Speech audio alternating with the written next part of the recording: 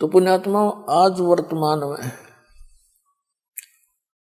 ये दास जब जेई की नौकरी लगा था हरियाणा सरकार में इरिगेशन डिपार्टमेंट,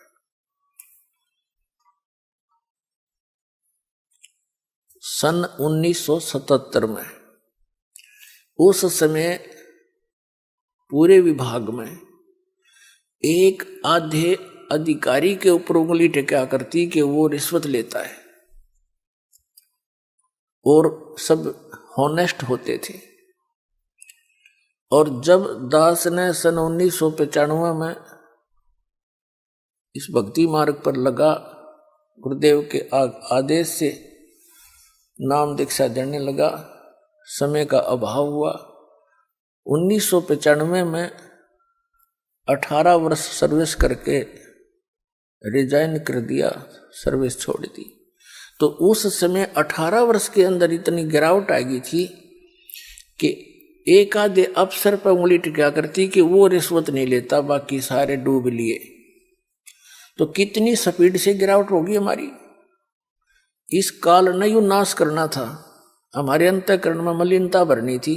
माया की दौड़, इसको विकास मानते हैं।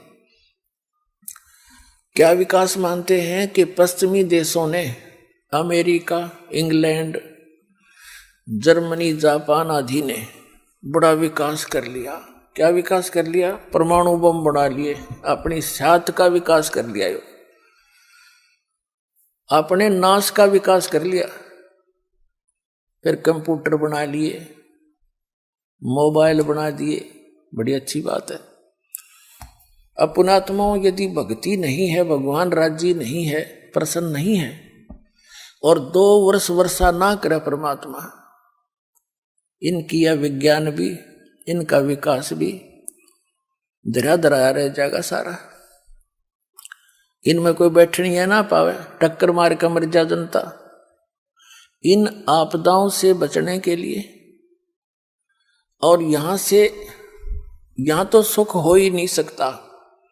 एक तरफ से कोई विकास होगा, दूसरी तरफ से और दुख पैदा हो जाता है। अब दूसरी बात, जैसे भारतवर्ष के अंदर, जैसे पहले भारतवर्ष पराधीन होने के कारण विकास नहीं कर सका, लेकिन विकास नहीं हुआ तो आत्मा का नाश भी नहीं हुआ था इतना, जितना स्वतंत्र होने के बाद हो गया। पहले अपना नेक नीति से रहा करते थे, भगवान से डरते थे। अब बद फैल गए हमारे। तो कहने का भाव ये है कि अब भी भारतवर्ष के अंदर अभी इंसानियत भी जीवित है, बड़े छोटे की थोड़ी बहुत मर्यादा भी जीवित है, और निर्लज्जता भी बहुत कम है। उसकी कहीं कहीं आग लगी दिखाई देती है, जैसे गुड़गांव जैसे शहर में इसको विकास मानने लग गया आजकल। लड़कियां अर्धनग्न घूमती हैं, ये खाक विकास है? पता नहीं किसी पजामी पहन के अंडे कार्टून बन के, तो ये विकास है? तो पुण्यात्मा, आत्मा के नाश को हमने विकास मान लिया। विकास अब शुरू होगा। हम परमात्मा की शरण में रहेंगे, भक्ति करेंगे, और परमात्मा हमारे को अनेक आपदाओं से बचाएगा। और जो आवश्यकता हमें होगी हमारे अनुकूल, उस आवश्यकता को भगवान पूरा करेगा। कितना है कोई अपने आप को विद्वान मान रहा हो और वैज्ञानिक मान रहा हो,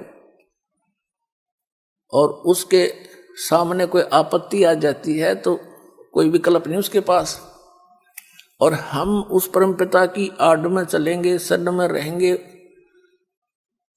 तो हमारे ऊपर कोई ऐसी आपत्ति आओगी तो परमात्मा आपको नारा दिखाओगा कि भगवान ऐसे काम करता है। तो पुण्यात्माओं,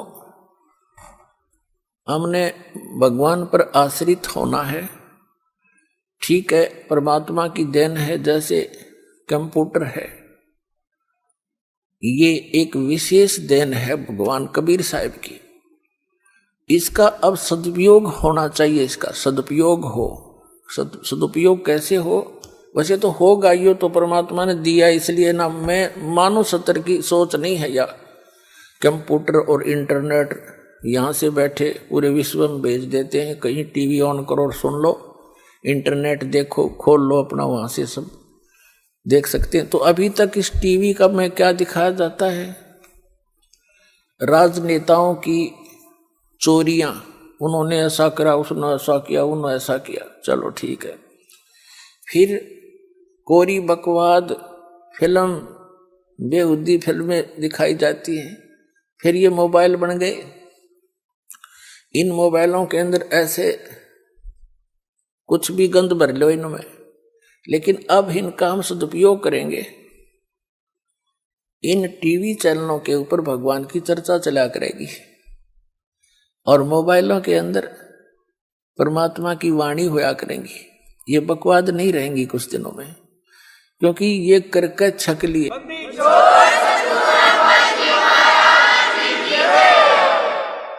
अब जैसे एक बार ये दास गोवा स्टेट में सत्संग करने गया था, गोवा के अंदर, वहां 5 दिन का सत्संग किया और वो कुदरती उस समुद्र के किनारे ही 5-7 एकड़ यानी 1800 फुट की दूरी पर एक मैदान था, वहां सत्संग किया। फिर वहां घूमने चले गए उस समुद्र का किनारा देखने के लिए साथ में ही। तो वहां क्या देखा, वहां पर ये विदेशी पर्यटक आए हुए, बहन बेटियां एक लंगोट में पड़ी वहां पर, और वो उनके पति भी वहां पर ऐसे ही। फिर देखा, एक आध से बात की, तो वो भाषा हमारी समझा नहीं, हम उनकी समझा नहीं। तो दूसरे किसी ने बताया कि ये बड़े रईस व्यक्ति हैं, बड़ी फैक्ट्री है इनकी वहां, कोई इटली से आया था, कोई इंग्लैंड से आए थे, और यहाँ किस लिए आए। मैंने पूछा फिर यहाँ के क्या कर रहे हैं, ये रेत में लेट रहे, कि ये कहते हैं यहाँ जो आनंद है वो कहीं नहीं है। फिर उन कोठियां शर्मा मारोगे जब रेत में आनंद आता है। फूट गई बात।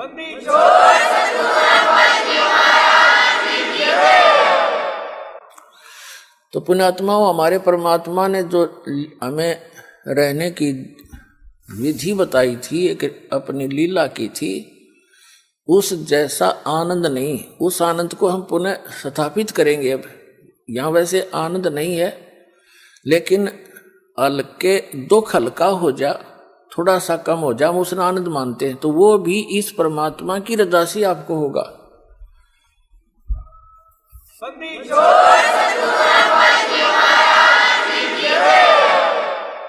तो वो कैसे होगा,